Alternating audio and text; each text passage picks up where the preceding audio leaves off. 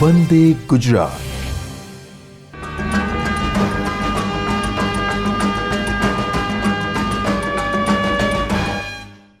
નમસ્કાર મિત્રો, આજના વર્ચ્યુઅલ ક્લાસરૂમ ટ્રેનિંગ પ્રોગ્રામમાં આપનું હાર્દિક સ્વાગત છે. મારું નામ રવિ જડિયા, હું આઈટીઆઈ મણિનગર ખાતે સુપરવાઇઝર ઇન્સ્ટ્રક્ટર છું અને આજે આપણે ઇલેક્ટ્રોનિક્સ મિકેનિકના સેમેસ્ટર 2ના લગતા વિડીયોઝ જોઈએ. ફર્સ્ટ આપનો ટૉપિક છે આજે પોઝિટિવ ફીડબેક અને ઓસિલેટર વિશે. તો ફર્સ્ટ ઓફ ઓલ ઓસિલેટરને ક્યાં યુઝ થશે એ તમને પહેલાં કહીશ કે સિગ્નલ જનરેશન મેઇન એનું કામ છે. એ સિગ્નલ જનરેટ કરશે. કોઈ બી જગ્યાએ કે તમે આઈટીઆઈમાં ભણતા હોય કે ત્યાં કોઈ બી વસ્તુ સીઆરઓ કે એ વસ્તુ જોતા હશો, એમાં જે સિગ્નલ જનરેટર યુઝ થાય છે એમાં મેઇન બેઝિક ઓસિલેટર હોય છે. આજે આપણે એનું કઈ રીતે કામ કરે છે, એ ક્યાં યુઝ થાય છે, એ બધું આપણે ડિટેલમાં જોઈશું. ઓકે, આજે આપણે ભણીશું ટોપિક્સ છે what is oscillator, how it works, types of oscillator and where it used. આ ચારનો આપણે ડિટેલમાં આજે અભ્યાસ કરીશું. તો સ્ટાર્ટિંગ કરીશું વોટ ઇઝ ઓસિલેટરથી. સ્લાઇડમાં દેખાય છે તમને કે વચ્ચે છે ઓસિલેટર, એને ઇનપુટ આપીએ છીએ આપણે ડીસી સિગ્નલ અને એ આપણને આપે છે એસી આઉટપુટ. મતલબ ઓસિલેટર એ જનરલી ડીસી સિગ્નલનું એસી સિગ્નલમાં કન્વર્ઝન કરે છે. ઓકે, હવે કઈ રીતે કરે છે એ આપણે આગળ જોઈએ. એમ્પ્લીફાયર તમને ખ્યાલ જશે કે એમ્પ્લીફાયર શું કરે છે. એમ્પ્લીફાયર જનરલી એક સિગ્નલને બૂસ્ટ કરવા માટે વપરાય કે એનો એમ્પ્લિટ્યૂડને એ વધારી દે, ફ્રીક્વન્સીને એમને એમ રાખે વગર. ઓસિલેટર એ બીજું કંઈ નહીં બટ એક એમ્પ્લીફાયરનું એક્સટેન્શન છે. આ તમને ફિગરમાં દેખાય છે કે જે એ છે એમ્પ્લીફાયર. એનું જે આઉટપુટ સિગ્નલ છે એ વાયા ફીડબેક થ્રુ એને ઇનપુટ સિગ્નલમાં પાછું આપે છે. સ્ટાર્ટિંગ તમે સ્લાઇડમાં જુઓ કે વી ઇન છે આપણું ઇનપુટ સિગ્નલ, એ જશે મિક્સરમાં. મિક્સર એ બે સિગ્નલને ભેગા કરશે. એ ફર્સ્ટ છે આપણું ઇનપુટ સિગ્નલ અને બીજું છે એ છે ફીડબેકમાંથી આવેલું સિગ્નલ. અને ત્રીજો પાર્ટ છે એમ્પ્લીફાયર અને આઉટપુટ સિગ્નલ છે વી આઉટ. હવે આ આખી સિસ્ટમ કે એ કઈ રીતે કામ કરશે અને પોઝિટિવ ફીડબેક કઈ અને કહેવાય એ હું તમને જરા ડિટેલમાં કહું. એમ્પ્લીફાયર જનરલી જ્યારે સિગ્નલને એમ્પ્લીફાય કરે છે ત્યારે એમાં ફેઝ શિફ્ટ આવે છે 180 ડિગ્રીની. જે કોમન એમીટર એમ્પ્લીફાયર આપણું હોય એ 180 ડિગ્રીની ફેઝ શિફ્ટ આપે. મતલબ જ્યારે ઇનપુટ સિગ્નલ પોઝિટિવ હોય તો એનું output amplification signal negative slide કરે. જો એનું એ સિગ્નલ આપણે પાછું ઇનપુટમાં આપી દઈએ તો એને કહેવાય નેગેટિવ ફીડબેક. મતલબ એ બંને એકબીજાને ક્રોસ ઓવર કરી નાખશે, કટ કરી દેશે, તો આપણને આઉટપુટમાં કોઈ સિગ્નલ નહીં મળે. ઓસિલેશન ત્યારે જ થાય જ્યારે આપણે એને પોઝિટિવલી ફીડબેક આપીએ. મતલબ કે 180 ડિગ્રીની બીજી ફેઝ શિફ્ટ વાયા ફીડબેક સર્કિટ. મતલબ ફીડબેક સર્કિટ એ બીજું કંઈ નહીં બટ એક ફ્રીક્વન્સી સિલેક્ટર ઓર રેઝોનન્સ સર્કિટ હોય છે કે જે સિગ્નલને ફરીથી 180 ડિગ્રીની ફેઝ શિફ્ટ આપે છે. ઓકે, તો આમાં જે એ છે એમ્પ્લીફાયરનો ગેઇન. મતલબ કે ઇનપુટ સિગ્નલ કેટલા ગેઇનથી એમ્પ્લીફાય થાય છે. અને જે નીચે બીટા બતાવ્યો છે ફીડબેક સર્કિટનો એ છે ફીડબેકનો ગેઇન. તો જે આઉટપુટ આવશે એ બંનેની પ્રોડક્ટ ઉપર આવશે. V out is nothing but A beta into V in. મતલબ એ બીટા જે છે એની અને બીની પ્રોડક્ટ એને કહેવાય લૂપ ગેઇન. હવે એ લૂપ ગેઇન કેટલો હોવો જોઈએ કે જેનાથી આપણને સસ્ટેન્ડ ઓસિલેશન મળે. સસ્ટેન્ડ ઓસિલેશન મતલબ એક જ એમ્પ્લિટ્યૂડ એનો ફિક્સ રહે, ફ્રીક્વન્સી પણ ફિક્સ રહે. એમ્પ્લિટ્યૂડમાં કોઈ ફરક ના પડે, ફ્રીક્વન્સીમાં તમે ચેન્જ કરી શકો છો બટ એનો એમ્પ્લિટ્યૂડ ફિક્સ રહે. તો એના એ બીટા જે એનો લૂપ ગેઇન છે એની વેલ્યુ ઉપરથી એ સિગ્નલ કેવું આપણને મળે છે એ એના પરથી ખ્યાલ આવશે. હું તમને આગળ સ્લાઇડમાં બતાવું. જો એ બીટા મતલબ જે લૂપ ગેઇન છે એ લેસ ધેન 1 હોય, એથી ઓછો, તો સિગ્નલ જે મળશે એ છે under damped signal. Under damped મતલબ કે ઇવેન્ચ્યુઅલી એ સિગ્નલ 0 થઈ જશે કેમ કે એ બીટાની પ્રોડક્ટ 1થી ઓછી છે. મતલબ સપોઝ એ હોય 0.9 તો ઇનપુટ સિગ્નલ ઓલવેઝ ફરીથી 0.9 જોડે મલ્ટીપ્લાય થશે, એ ઇવેન્ચ્યુઅલી ડાય આઉટ થઈ જશે. જો એ બીટાની વેલ્યુ એક કરતાં વધારે હોય તો એ સિગ્નલ ધીમે ધીમે એમ્પ્લિફાય થવાનું ચાલુ જ રાખશે ઇનડેફિનેટ ટાઈમ સુધી. મતલબ એમાં પણ આપણને સસ્ટેન્ડ ઓસિલેશન નહીં મળે, એક જ વેલ્યુ કોન્સ્ટન્ટ આપણને નહીં મળે. ઓસિલેશન આપણને કોને કહેવાય કે જે આપણને સસ્ટેન્ડ ઓસિલેશન આપે. સસ્ટેન્ડ ઓસિલેશન ત્યારે જ આપશે જ્યારે એ બીટાની વેલ્યુ ઇઝ ઇક્વલ ટુ 1 હોય, લાઈક ધીસ. આને કહેવાય સસ્ટેન્ડ ઓસિલેશન. એ બીટાની value same, amplitude Y axis પર છે સેમ, એક્સ એક્સિસ પર એની ટાઈમ ફ્રીક્વન્સી બતાવી છે એ રીતે. ઓકે, હવે નેક્સ્ટ સ્લાઇડમાં હું તમને આ જે હું અત્યારે બોલ્યું એ પ્રોપરલી ડિટેલમાં સમજાવું છું.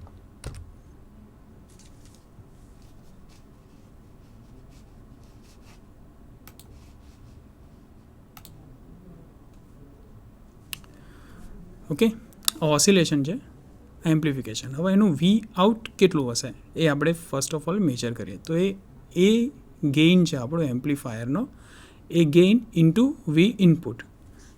એ સિગ્નલ આપણે નીચે એના ફીડબેક સર્કિટમાં હવે આપીશું એનું એ સિગ્નલ. તો આપણને ફીડબેકમાં જે આવશે વોલ્ટેજ, એ રાય કેટલા વોલ્ટેજ મળશે એ રાય આપણે જોઈએ. હવે ફીડબેક વોલ્ટેજને આપણે ડિનોટ કરીએ VFથી, તો VF મળે આપણને beta into V out. V out તો આપણને ખબર જ છે કે beta into A into V in. તો આ જે એ બીટા જે મળ્યું એને કહેવાય આપણું ફીડબેક લૂપ ગેઇન.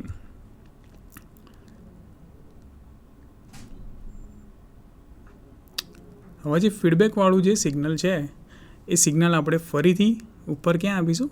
મિક્સચરમાં. એ મિક્સચરમાં એ સિગ્નલ જશે ત્યારે એ રહ્યું એ સિગ્નલ ઇનપુટ જોડે મિક્સ થશે. હવે ઇનપુટ સિગ્નલ જોડે મિક્સ થશે પછી આપણે ઇનપુટ એને નીકાળી દઈએ, કેમ કે ઓસિલેશન ત્યારે જાય જ્યારે એની અંદર કોઈ ડીસી સિગ્નલ ના હોય ત્યારે. હવે એને ઇનપુટ સિગ્નલને આપણે એક બાજુ રિમૂવ બી કરી દઈએ તો બી હવે આપણને આઉટપુટ એનું કેટલું મળશે? એના લૂપ ગેઇનના પ્રોડક્ટ જેટલું. જો એક કરતાં ઓછો હશે તો અંડરડેમ્પ સિગ્નલ કઈ રીતે ઇવેન્ચ્યુઅલી ડાય આઉટ થઈ જાય એ તમને એક એક્ઝામ્પલ સાથે બતાવીએ. સપોઝ એ બીટાની વેલ્યુ છે 0.9. તો હવે એનું વી ઇનપુટ કેટલું આવશે? તો 2 વોલ્ટ હોય ઇનપુટ સિગ્નલ આપણું, તો 2 વોલ્ટ ઇન્ટુ 0.9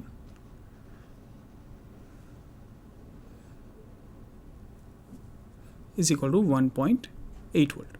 મતલબ ઇનપુટ વોલ્ટેજ ઓછા થતા જાય છે. ફરીથી જ્યારે એનું એ સિગ્નલ આવશે ત્યારે 1.8 જોડે 0.9 થશે, મતલબ એ 1.62 વોલ્ટ થશે. મતલબ ઇવેન્ચ્યુઅલી એ સિગ્નલ ઘટતું 0 થઈ જશે એ બીટાની વેલ્યુ ઓછી હોય તો. હવે જો એ બીટાની વેલ્યુ ગ્રેટર દેન 1 હોય ત્યારે શું થાય? તો ત્યારે એનું એ સિગ્નલ વધતું જશે, જેમાં 0.9 જોડે મલ્ટીપ્લાય થતું તો એ 1.1 જોડે મલ્ટીપ્લાય થશે, તો એ સિગ્નલ વધતું જશે. એમાં બી આપણને સસ્ટેન્ડ ઓસિલેશન નહીં મળે. સસ્ટેન્ડ ઓસિલેશન ત્યારે જ મળે જ્યારે ઇનપુટ સિગ્નલ અને એ બી જે લૂપ ગેઇનની પ્રોડક્ટ 1 હોય ત્યારે.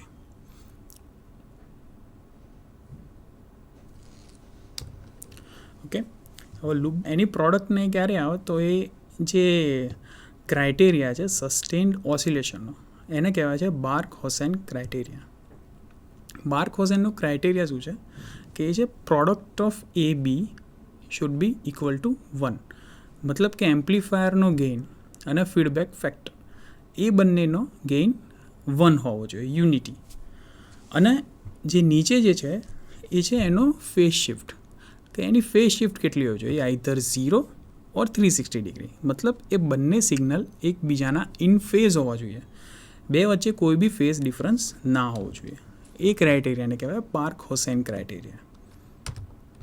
ઓકે, એ મેં આમાં તમને ડિટેલમાં બતાવ્યું છે.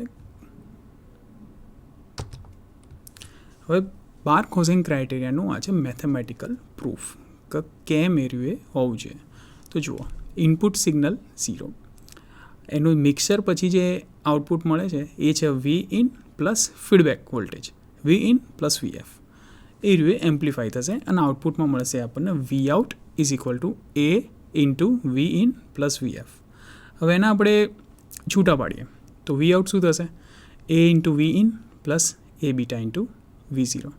હવે જો VO બાય વી ઇન કરીએ મતલબ આઉટપુટ બાય ઇનપુટ, તો એ આપણને સોલ્વ કરીએ તો મળે A/1 માઇનસ એ બીટા. હવે એ બીટાની વેલ્યુ 1 હોય ત્યારે જ આપણને એ output value V0 by V in આપણને યુનિટી મળશે. મતલબ કે એ બીટાની વેલ્યુ ઓલવેઝ શું હોવી જોઈએ? 1 હોવી જોઈએ, તો જ આપણને સસ્ટેન્ડ ઓસિલેશન મળે. હવે સસ્ટેન્ડ ઓસિલેશન તો ઠીક છે કે આપણે એનું ડીસી સિગ્નલ આપણે કાઢી લઈએ, તો સિગ્નલ ઇનપુટ સિગ્નલ આપ્યા વગર ઓસિલેશન કઈ રીતે પોસિબલ છે? તો એ છે થર્મલ નોઇઝથી. તો એ શું કરે કે by amplifying thermal noise then select the desired frequency. મતલબ કે કોઈ બી સર્કિટમાં થર્મલ નોઇઝ હોય છે. થર્મલ નોઇઝ મતલબ એ એક અમુક એમ્પ્લિટ્યૂડ ઉપર અલગ અલગ ફ્રીક્વન્સી અંદર સર્કિટની અંદર રેઝિસ્ટન્સ ને કેપેસિટન્સ ઇમ્પિડન્સ એ બધાના લીધે એક અનડિઝાયર્ડ સિગ્નલ જેને આપણે નોઇઝ કહેવાય એ હોય જ છે. તો ઓસિલેટર શું કરે છે? સૌથી પહેલાં એ થર્મલ નોઇઝને એમ્પ્લિફાય કરશે બધી સિગ્નલને. પછી ફીડબેક સર્કિટ શું કરશે? Select the desired frequency. અમુક જે આપણે જે ફ્રીક્વન્સી જોઈતી હોય એ ફ્રીક્વન્સીને સિલેક્ટ કરશે and then apply the Barkhausen criteria to get the sustained output. Frequency select થયા પછી બાર્ક-હોસેન ક્રાઇટેરિયા અપ્લાય થશે, મતલબ એ બી 1 થશે. To achieve that initially the product of loop gain A B is kept greater than 1. મતલબ કે તમારે સૌથી પહેલાં જ્યારે એમ્પ્લિફાય કરવાનું આવશે ત્યારે એ બીટાની પ્રોડક્ટ સૌથી પહેલાં શું રાખવી પડશે? Greater than 1. પછી તમે જ્યારે ફ્રીક્વન્સી સિલેક્ટ કરી દો ત્યારે A B should is equal to 1 હોવું જોઈએ. સ્ટાર્ટિંગમાં A B should greater than 1 and then is equal to 1 to get the oscillation work. હવે જોઈએ આપણે ટાઈપ્સ ઓફ ઓસિલેટર. કે ઓસિલેટરના કયા કયા ટાઈપ્સ છે. તો જુઓ, RC oscillator, LC and crystal oscillator. આ ત્રણેયને કહેવાય સાઇનોસોઇડલ ઓસિલેટર. સાઇનોસોઇડલ ઓસિલેટર મતલબ કે એ સાઇન વેવને એ રીતના જે વેવ્સ આપતા હોય ને એ લોકોને કહેવાય સાઇનોસોઇડલ ઓસિલેટર. RC મતલબ જેમાં રજિસ્ટર કેપેસિટરનો યુઝ થાય, LC મતલબ જેમાં ઇન્ડક્ટર કેપેસિટરનો યુઝ થાય, અને ક્રિસ્ટલ, એ ત્રણ એના સાઇનોસોઇડલ. અને જે રિલેક્સેશન ઓસિલેટર છે જેમાં UJTનો યુઝ થાય એને કહેવાય નોન સાઇનોસોઇડલ ઓસિલેટર. મતલબ કે સ્ક્વેર વેવ. નીચેની ફિગરમાં બંને જ બતાવેલા છે કે કોને સાઇન વેવ કહેવાય અને કોને સ્ક્વેર કહેવાય. સાઇન મતલબ સાઇનોસોઇડલ ઓસિલેટર, સ્ક્વેર મતલબ નોન સાઇનોસોઇડલ ઓસિલેટર. તો હવે આપણે દરેક ટાઈપ્સને જોઈશું ડિટેલમાં. ઓકે, એની પહેલાં વેર ઓસિલેટર યુઝ. ઓસિલેટર ક્યાં યુઝ થશે? તો તમે જે લેપટોપ, સ્માર્ટફોન, ટેબ્લેટ બધા જે વાપરો છો એ દરેકમાં ઓસિલેટર યુઝ થાય છે. સેકન્ડ મેઇન છે એ છે આપણું CRO ઓલ સિગ્નલ જનરેટર, કે જે સિગ્નલ જનરેટ કરે છે એમાં યુઝ થશે. અને થર્ડ છે રેડિયોમાં. જનરલી બધા રેડિયોમાં એક ફ્રીક્વન્સી એ લોકોને સિલેક્ટ કરવાની હોય, એ ફ્રીક્વન્સી સિલેક્શન માટે ઓસિલેટર યુઝ થાય. તો આની સમરી એ રીતે કહી શકાય કે oscillator use to generate frequency in range of few hertz to gigahertz without any input signal applied. Hertz એ ફ્રીક્વન્સીનો યુનિટ છે. તો ઓસિલેટર ક્યાં યુઝ થશે? To generate frequency in range of few hertz, મતલબ 100-200 હર્ટ્ઝની બી ફ્રીક્વન્સી યુઝ થાય, ટુ ગીગાહર્ટ્ઝ. ગીગાહર્ટ્ઝની બી ફ્રીક્વન્સી તમે આમાં જનરેટ કરી શકો છો. Signal can be both sinusoidal, sine wave, and non sinusoidal. Back-Rosen criteria of A beta must be fulfilled to get the sustained oscillation. બાર્ક-હોસેનનો ક્રાઇટેરિયા ફૂલફિલ થવો જોઈએ તો જ ઓસિલેશન થાય. ફ્યુ હર્ટ્ઝથી ગીગાહર્ટ્ઝ સુધીનું ઓસિલેશન પોસિબલ છે. અને સાઇન વેવ અને સ્ક્વેર વેવ બંને સિગ્નલ તમે ઓસિલેશનથી જનરેટ કરી શકો છો. હવે ફર્સ્ટ ટાઈપ છે એ છે હાર્ટલી ઓસિલેટર. હાર્ટલીને એ જે ઓસિલેટર છે એ LC ઓસિલેટર કહેવાય, કે જેમાં ઇન્ડક્ટર અને કેપેસિટરનો યુઝ થાય. સર્કિટ ડાયાગ્રામ જોઈ લો તમે. તો એમાં R1 R2 જે છે એ છે બાયસિંગ રેઝિસ્ટર. ટ્રાન્ઝિસ્ટરનો યુઝ થયો છે એમ્પ્લિફાયર કરવા માટે. જે એમ્પ્લિફાયર આપણે કરવું પડે ઓસિલેશન કરવા માટે, એના માટે એમ્પ્લિફાયર માટે ટ્રાન્ઝિસ્ટર. RFC ચોક યુઝ કર્યો છે આઇસોલેશન માટે, AC અને DCના ઓપરેશનને. RFC ચોક એ નથિંગ બટ ઇન્ડક્ટર છે. ઇન્ડક્ટર DC સિગ્નલને પાસ કરશે, AC સિગ્નલને રોકશે. C1 C2 જે છે આ કપલિંગ કેપેસિટર છે. L1 L2 ઇન્ડક્ટર છે. આ છે નોર્મલી એના કમ્પોનન્ટ્સ. હવે એનું વર્કિંગ જોઈએ આપણે કે કઈ રીતે હાર્ટલી ઓસિલેટર કામ કરશે. તો જ્યારે આપણે એને વીસીસી આપીશું સપ્લાય, ટ્રાન્ઝિસ્ટર જે છે એના કલેક્ટર થ્રુ કપલિંગ કેપેસિટરથી કેપેસિટર ચાર્જ કરવાનું ચાલુ કરી નાખશે નીચે. ફરીથી આપણે એનું વર્કિંગ જોઈએ. તો જ્યારે અહીંયાથી વીસીસી સપ્લાય આપીશું ત્યારે ટ્રાન્ઝિસ્ટરના કલેક્ટર થ્રુ આ કેપેસિટર ચાર્જ થવાનું ચાલુ કરશે. આરએફસી ચોકે ડીસી સિગ્નલને અહીંથી અહીંયા નીચે આદે બ્લોક કરી નાખશે. ઓકે, તો આ ઓપન સર્કિટ તરીકે કામ કરશે. તો આ રહ્યું અહીંયાથી સીધું કેપેસિટર અહીંયા ચાર્જ થવાનું ચાલુ થશે. હવે કેપેસિટર ચાર્જિંગ ડિસ્ચાર્જ કોના થ્રુ થશે? તો આ L1 L2 જે બે ઇન્ડક્ટર આપેલા છે એના થ્રુ આ ડિસ્ચાર્જ થશે. મતલબ આની જે એનર્જી સ્ટોરિંગ કેપેસિટી છે એ અહીંયા ચાર્જ અને પછી અહીંથી ડિસ્ચાર્જ. આ ટેન્ક સર્કિટ કહેવાય આને. ઓસિલેશનમાં જે ટેન્ક સર્કિટ કહેવાય એ આ છે. ટેન્ક સર્કિટ શું કરશે? ઓસિલેશન જનરેટ કરશે. તો આ ચાર્જ અને અહીંયા ડિસ્ચાર્જ થશે. અહીંયા ડિસ્ચાર્જ થઈને પછી આ L1 L2 એની એનર્જી સ્ટોર કરશે. L1 L2માંથી ફરી પાછું આ રહ્યું એ ડિસ્ચાર્જ થઈને આ કેપેસિટરને ચાર્જ કરશે અને એની એ સાયકલ ચાલુ રહેશે. એ જે સાયકલનું એ આઉટપુટ મળશે એ મળશે આપણને સસ્ટેન્ડ એમ્પ્લિટ્યૂડવાળા પ્રોપર ડિઝાયર્ડ ફ્રીક્વન્સીના સિગ્નલ. હવે જે ફીડબેક મળે, ફીડબેક જોઈશે એ ઓસિલેશન માટે ફીડબેક પાથ અહીંયાથી છે. આનાથી થ્રુ ફીડબેક કપલિંગ કેપેસિટરથી આ ટ્રાન્ઝિસ્ટર એને એમ્પ્લિફાય કરશે પાછું. ટ્રાન્ઝિસ્ટરનો યુઝ એમ્પ્લિફિકેશન માટે થશે, આનો યુઝ ટેન્ક સર્કિટ અને આ છે આપણો ફીડબેક પાથ. આ સિસ્ટમથી આ હાર્ટલી ઓસિલેટર કામ કરશે. અહીંયા તમે એક વખત ડીસી સિગ્નલ આપ્યું તો આપણને આઉટપુટમાં એના સસ્ટેન્ડ એસી ઓસિલેશન આઉટપુટ મળશે.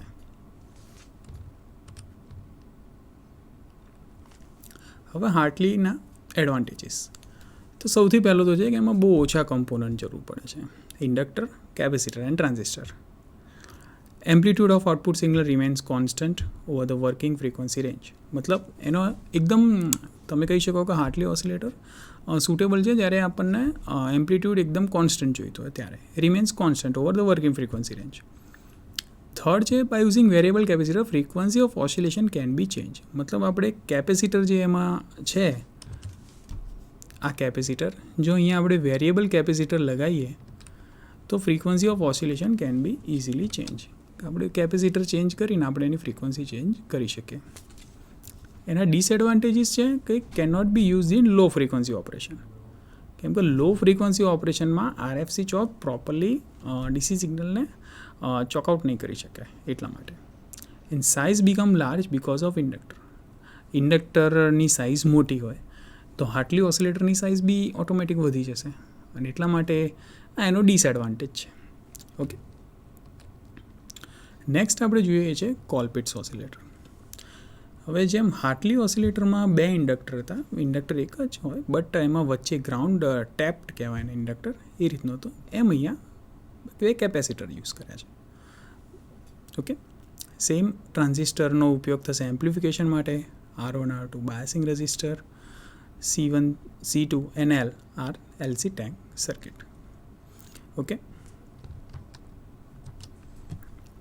તો આમાં બી સેમ સિસ્ટમ. જ્યારે આપણે વીસીસી આપીશું એટલે આ રહ્યું transistor via collector through C1 C2 charge થવાનું ચાલુ થશે અને એનો ડિસ્ચાર્જ પાથ હશે થ્રુ ઇન્ડક્ટર.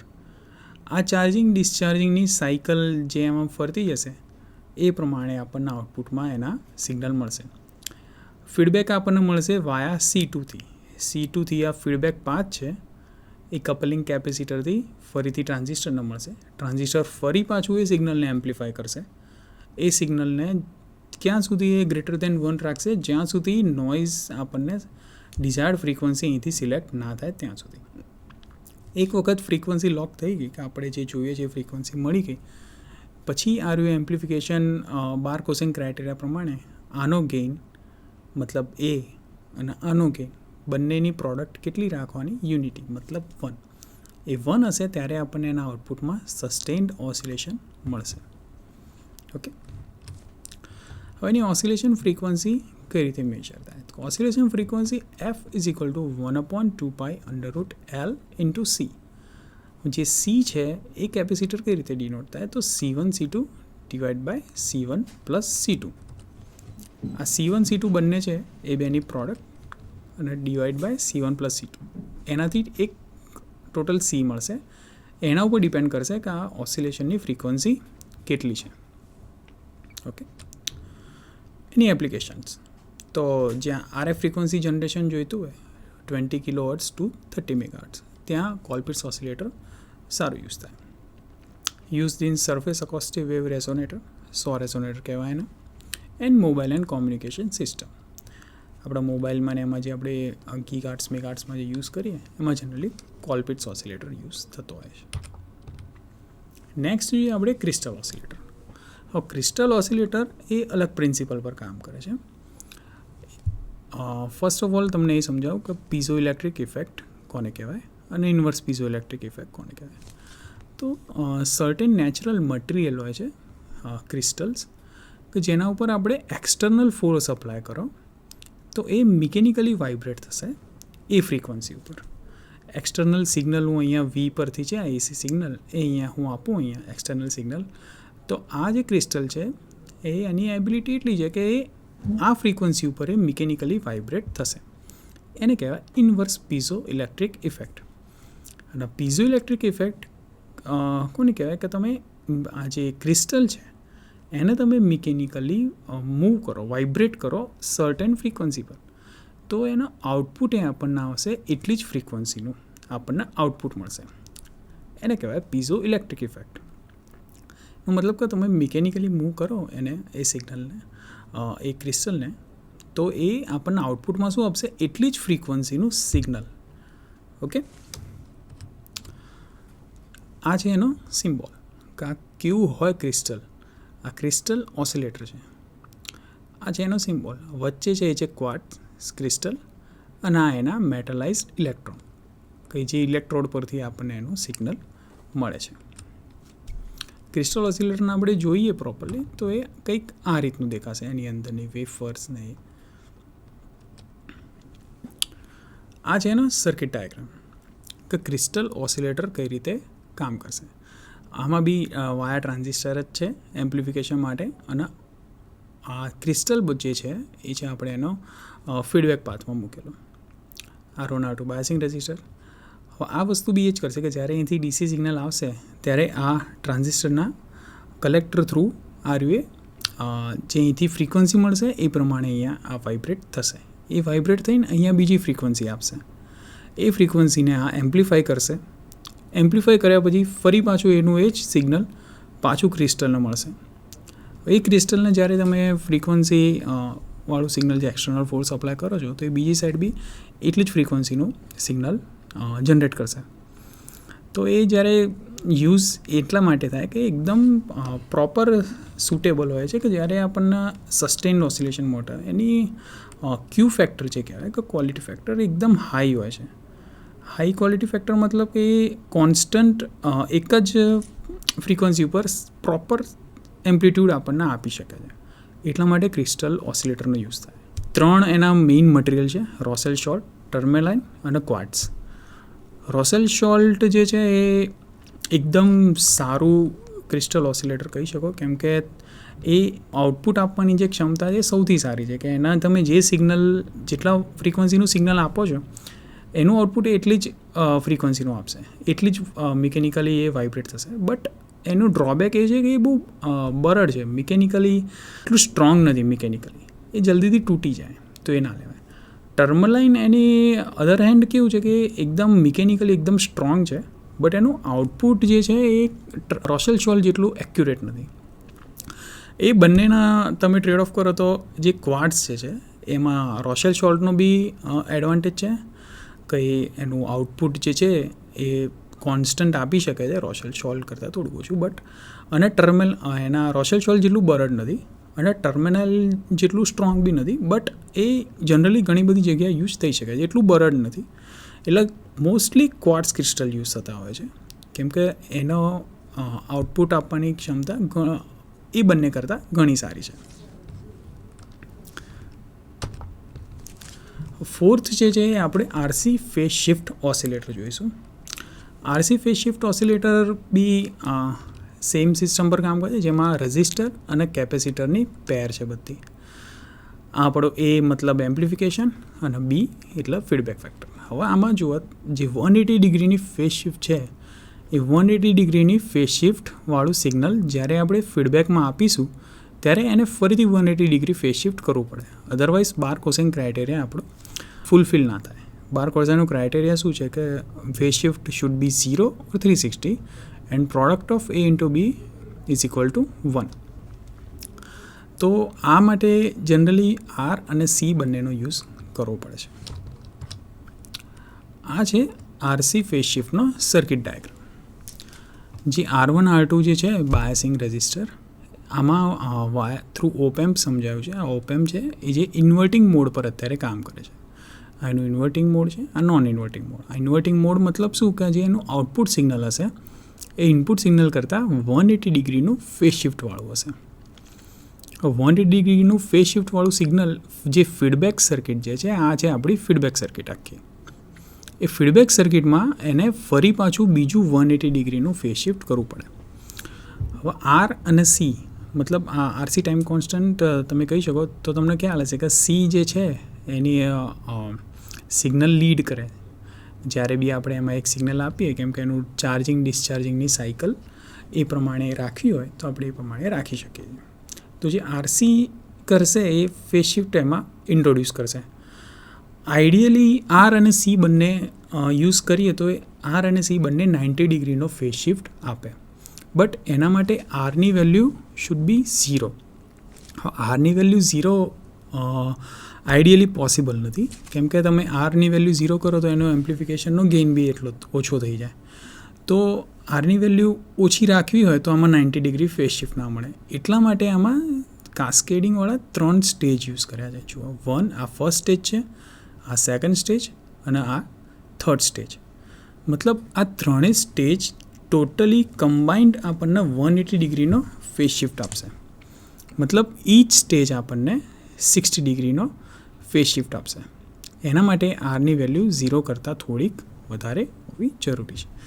મતલબ આખું સિગ્નલ જે આપણને અહીંથી મળશે એ ફર્સ્ટ ઓફ ઓલ અહીંયા 180 ડિગ્રીવાળું ફેઝ શિફ્ટવાળું સિગ્નલ મળશે. એ સિગ્નલ આ ફીડબેકમાંથી અહીંથી અહીંયા જશે ત્યારે બીજું 180 ડિગ્રી ફેઝ શિફ્ટ થશે. એટલે ટોટલ 360 ડિગ્રી ફેઝ શિફ્ટ મળી ગઈ. અને આ બંનેની પ્રોડક્ટ શુડ બી 1 રાખીએ તો આપણને આઉટપુટમાં સસ્ટેન્ડ ઓસિલેશન મળે. જુઓ, આ સ્ટેજ 1, સ્ટેજ 2 એન્ડ સ્ટેજ 3. જે CR વાળું જે કોમ્બિનેશન છે ત્રણેયમાં, એ ત્રણેય આપણને આપશે 60 ડિગ્રી કોમ્બિનેશન. ટોટલ 180 ડિગ્રીનું. કેમ કે આગળ જે એમ્પ્લીફાયર જે છે એ ઓલરેડી નોન ઇન્વર્ટિંગ મોડમાં છે, ઇન્વર્ટિંગ મોડમાં છે. એટલે આપણને એમાં 180 ડિગ્રી ત્યાં મળશે અને બીજા 180 ડિગ્રી અહીંયા મળશે. એટલે ટોટલ 360 ડિગ્રી આપણને ફેઝ શિફ્ટ આમાં મળી જશે. આમાં જે કમ્પોનન્ટ યુઝ થયા છે એમાં ઇન્ડક્ટર યુઝ નથી થયો. આમાં આર રજિસ્ટર યુઝ કર્યા છે. રજિસ્ટર યુઝ કરવાથી આનું શું થશે, આની સાઇઝ ઓછી થઈ જશે. એ એનો એડવાન્ટેજ છે.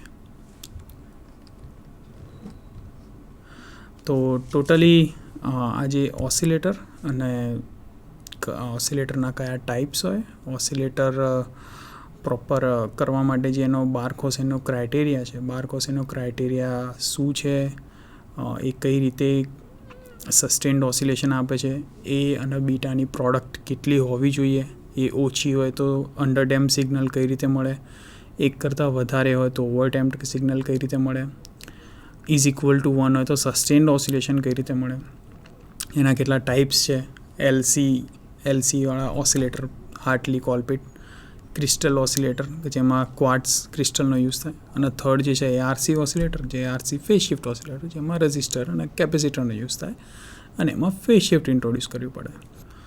ઓકે, તો આજના લેક્ચરમાં આપણે ભણ્યા કે પોઝિટિવ ફીડબેક કઈ રીતે થાય છે પ્રોપર, એમ્પ્લીફાયરમાં પોઝિટિવ ફીડબેક ઇન્ટ્રોડ્યુસ કરવાથી ઓસિલેશન કઈ રીતે મળે છે, ઓસિલેશન થવા માટેના ક્રાઇટેરિયા કયા છે, જેને આપણે કહીશું બાર-કોસેન ક્રાઇટેરિયા, કે એબીની પ્રોડક્ટ શુડ બી યુનિટી 1 અને એ બંને સિગ્નલનો ફેઝ શિફ્ટ શુડ બી 0 ઓર 360. એ બંને વસ્તુ ફૂલફિલ થાય ત્યારે જ આપણને સસ્ટેઇન્ડ ઓસિલેશન મળશે. જો એની પ્રોડક્ટ એક કરતાં ઓછી હશે તો આપણને અંડરડેમ કઈ રીતે મળશે, એક કરતાં વધારે હશે તો ઓવરડેમ સિગ્નલ કઈ રીતે મળશે, અને ઇઝ ઇક્વલ ટુ 1 તો સસ્ટેન્ડ ઓસિલેશન કઈ રીતે મળશે એ આપણે જોયું. ઓસિલેશનના અલગ અલગ ટાઈપ્સ જોયા કે એલસી ઓસિલેટર, હાર્ટલી અને કોલપિટ.